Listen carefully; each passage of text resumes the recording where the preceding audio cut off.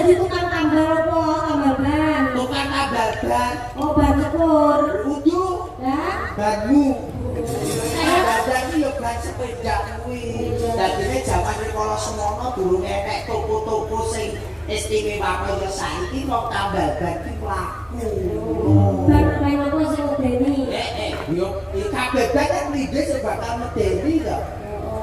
Ban sepur yo medeni. Ban bis medeni. Sing medeni enek. Apa? Benci.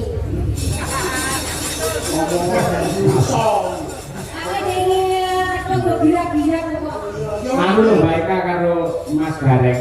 Menawi nembang lan ngatur lelagon lalat dan wates niku kudu ngati-ati. Mriki niku daerah yang berbudaya. Paguyuban karawitan menika kathah sanget gamelan niku nganti petang set. Menika dipun bimbing, dipun bina sinau sareng-sareng kalian Bapak Susilo Budi. Nah, nggih, guru. Nggih. Mau sore ya wis tari-tarian. Nggih. Kula mujudake dadi tetemen ya Le. Anu Mas. Keluarga kepates jenengan kene keluarga sing budaya. Ora ninggalke marang seni tradisine. Tetep diuri-uri lestari lan urip ana ing wates kene. Lah nek komplit Mbak niki panjenenganipun Bapak Susilo dipun aturi minggah wonten pepanggungan. Nggih. Monggo jenengan ngaturi nggih. Bapak Susilo Budi. Susilo Budi dengan tari bau baika. Pak Susilo menika mboten ngira-ngira hormat kula dhumateng panjenengan aturan dengan tindak wonten ing pepanggungan Pak Susilo. Dipun sekoti nggih. Nggih, pelok barang main anu kersanipun sinom pelok barang nggih. Tasih lenggah nggih Pak Susilo nggih. Taksih to Pak Nggih. Monggo ketoprak Mas. Ya, serpake pelok barang. Duduk.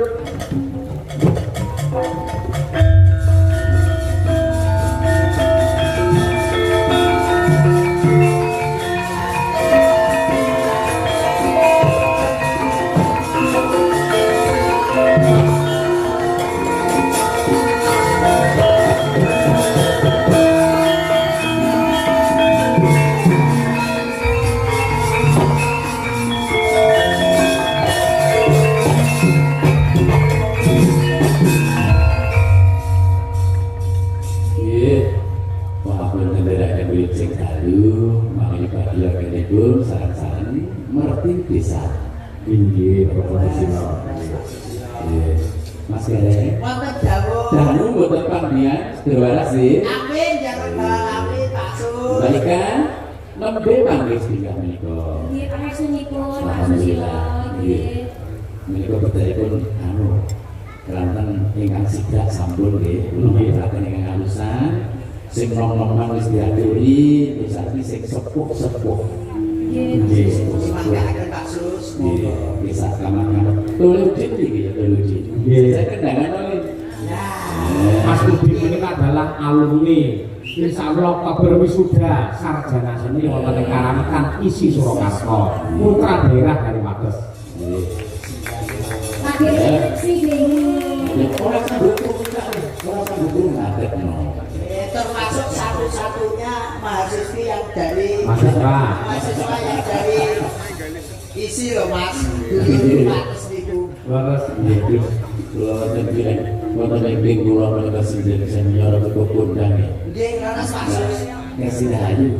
wah, mboten napa-napa. Nggih. Nggih, mungkin langsung double enggak hukum Mas nggih. Ora enggak nggih. Biasane dundun obat. Nggih, karena Pak Sus. Nggih. Saged dipunwiti? Monggo Bapak. Nggih, sing laras Pak Camat, Pak Anggota Dewan, Pak Lurah sedaya ingkang sami rawuh. Nggih. Sawetawis badhe ngaturaken sinau pelok barang. Susilo pelok barang. Kowe dadi muridnya iso lho kowe. Wah, pelok barang toh. Iso.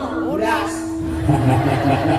Langsung mboten. Oh, bolong iku nggih menurut saya nggih Pak Sus nggih. Nggih. Dengan rumiyin kan nggih ngasta wonten sekolah. Nggih. Nggih, arek-arek biyen tapi ya mesti aku mamen karo Pak Sus ki. Ngamen ning sortero. Nggih, Boleh berkat balik. berkat bae. Nggih, nyuwun mboten matangi mboten dadi kondo menika nggih sawetawis Monggo badhe. sasana wanci katur Bapak. Nggih. Musti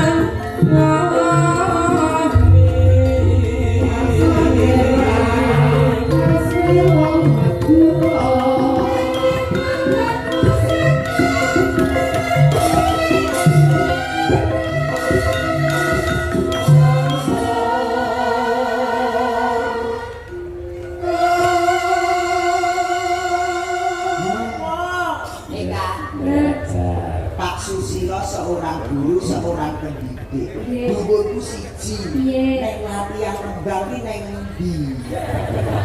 Ibu ya mesti sinaune ngono kok. Dan ini sak blokan iki bukan kaya blokan lumpuh sih. Pinten guru Pak mriki Pak? Mriki sekawan. Lho, kaya ngono kuwi kok Mas Sekawan dulu. Ini saking dalu sudah dipersiapkan materi apa sih bakal di taruh karo murid-murid. Makaten to Pak Sis. Cocok. Contohnya muridnya Mas Udin iki, kendaraannya hebat. Jos, Mas Udin, masuk 8 berapa? Kaki mesti to, mesti to. Tolong aku ya arek mlebu sanggare Pak Sus. Melu sinau ben iso koyo Ini kaya wingi ngono kancane sing remuk. Yo ngono nang duwe mbok godhol endi? Nek Blitar dhewe-dhewe. ben tak baleke mambu tak gowo. Oke lah sing aku masuk. Apa? Halah itu tapi ya. Ngono Pak Sus ngecek. Enggak Pak. Suestiaru Rokra Sokso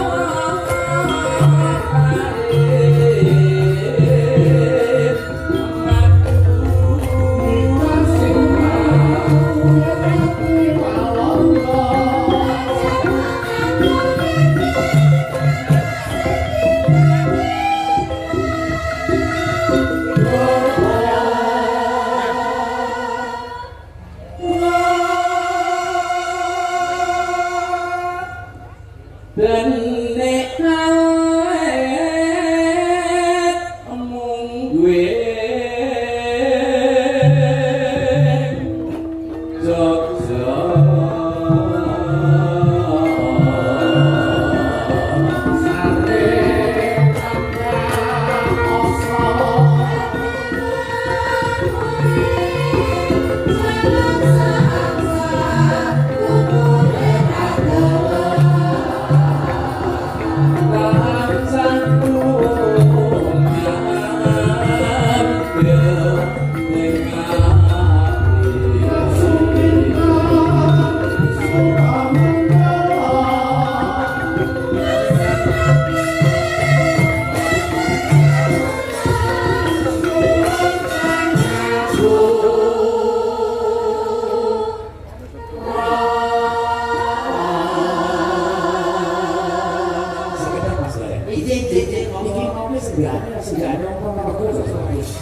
tapi itu memang kali sudah balik. Mbak Sumintan Suramanggala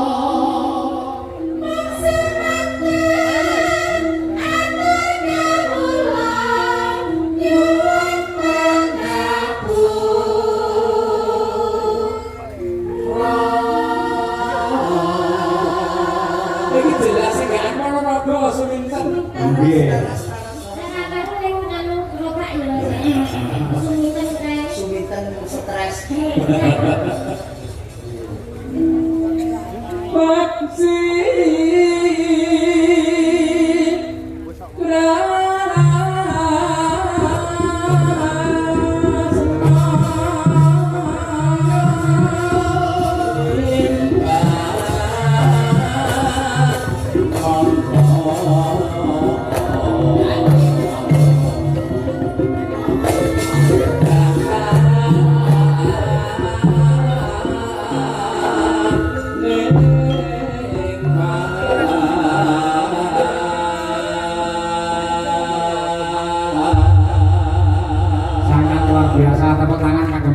Silo Budi lan Mas Udin.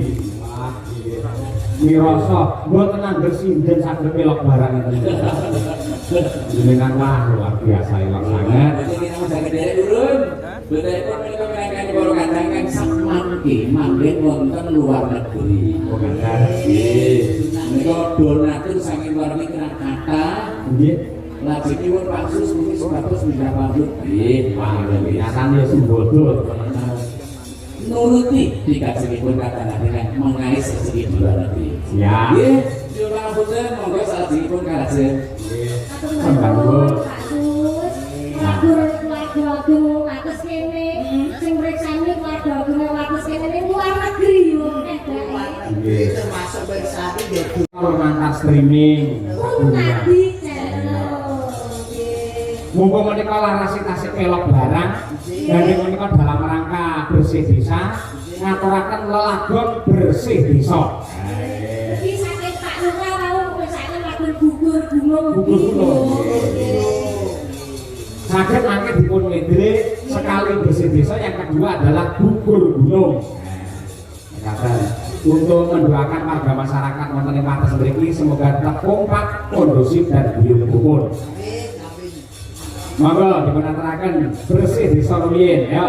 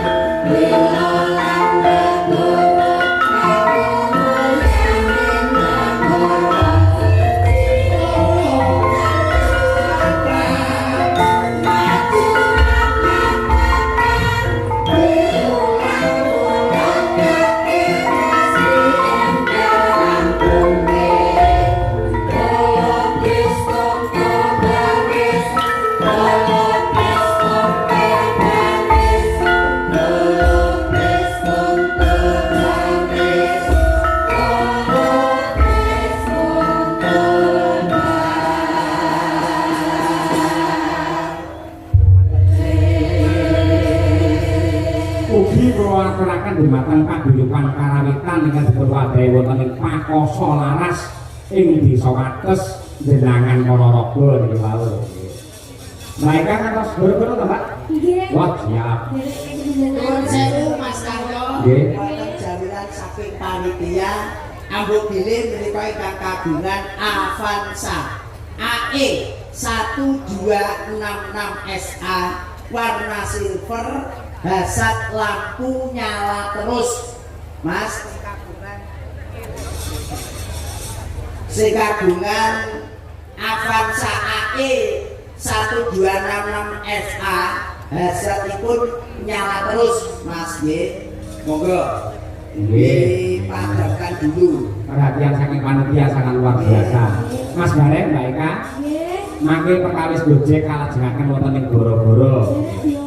Kamundhut saking panitia bangun pura kencana, tegesipun bangun dumateng gerbang yang indah menuju zaman keemasan untuk seluruh warga masyarakat ing Laladan Wates dipun pandhegani kalian Bapak Kepala Desa Munaji. Saged istirahat rumiyin kok tak rerake batuk gelar sedina.